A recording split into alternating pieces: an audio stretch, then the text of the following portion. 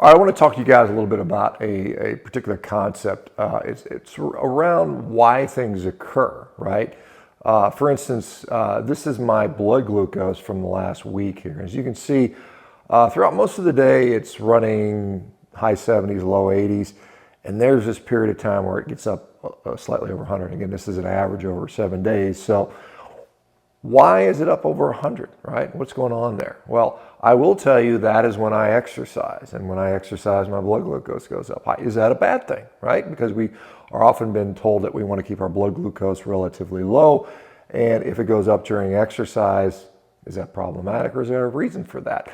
In fact, we know that, for instance, world-class athletes will see, and this has been recorded now with CGM data, that world-class athletes during intense competition will sometimes see their blood glucose reach in excess of 400 milligrams per deciliter. It's astronomically high glucose levels, and yet they tend to be very healthy, right? They tend to, not be diseased or have diabetes or anything like that. So there is a reason for blood glucose to be elevated. For instance, when you're sick, when you have stress, your blood glucose will elevate. There's a fight or flight response. There is a reason for your blood glucose to be elevated. When we're sick, the elevation of blood glucose actually can have a beneficial role in the fact that it stimulates certain immune cells that are more efficient in that higher glucose environment, at least temporarily.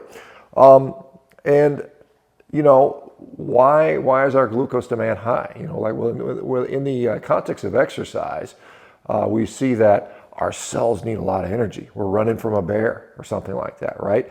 We're not sitting there going, oh, I better slow down because my glucose is high. No, we're running for our life. So there's a reason for glucose to be high, so we have that immediate fuel available to us for that particular situation, right? So there are good reasons. Now let's look at lipids, blood lipids, things like free fatty acids. Now, one of the things we notice is that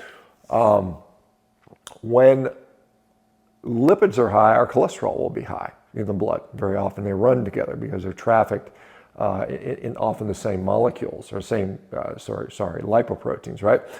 So let's, again, use the bear as an example. So bears hibernate for around 6 months a year, 5 to 7 months on average.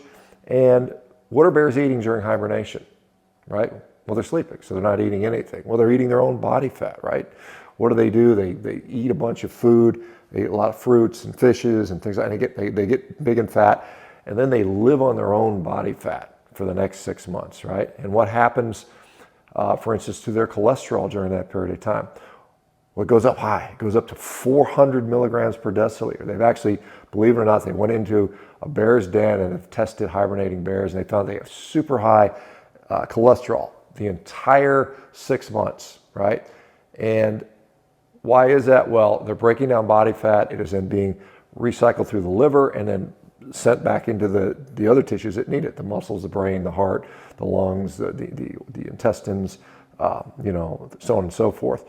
So they're trafficking high amounts of energy, but it's coming from their peripheral fat and then being processed through the liver. And with this high cholesterol, guess what? Do bears develop cardiovascular disease? Well, the answer is no. There's never been a case of bears developing cardiovascular disease. They just don't get heart disease. And so we seem to see similar things going on in humans.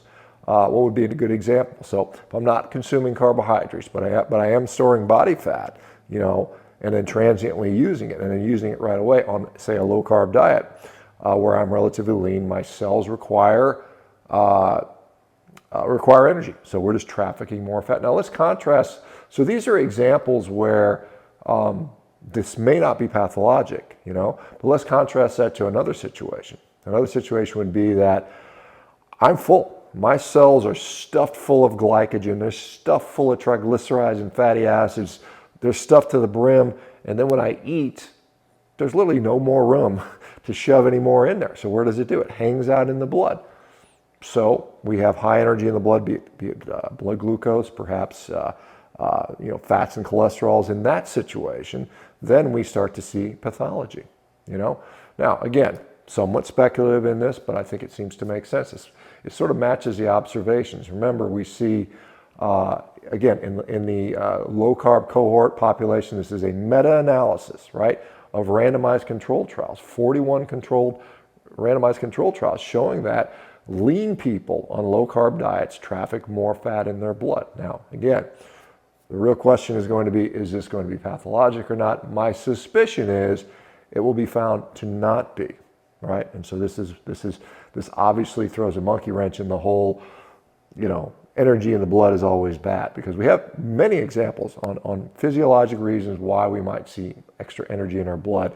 And it primarily has to do with, we have relatively empty cells that are requiring energy, an ongoing energy requirement. So if you are lean and you are active and you don't have very much glycogen stored up and you need cellular energy, it's going to come in the form of fats, and therefore you may see an elevation in your cholesterol, and that may not be a bad thing. We'll have studies to show this soon, hopefully. I know the lean mass hyperresponder lipid energy model study that Matt Budoff is doing, they finished the collection period. We should expect publication on that hopefully by the summer, I would imagine, or at least more data by the summer. And there we go. Let me know what you guys think. What do you guys think about this? I'll talk to you soon.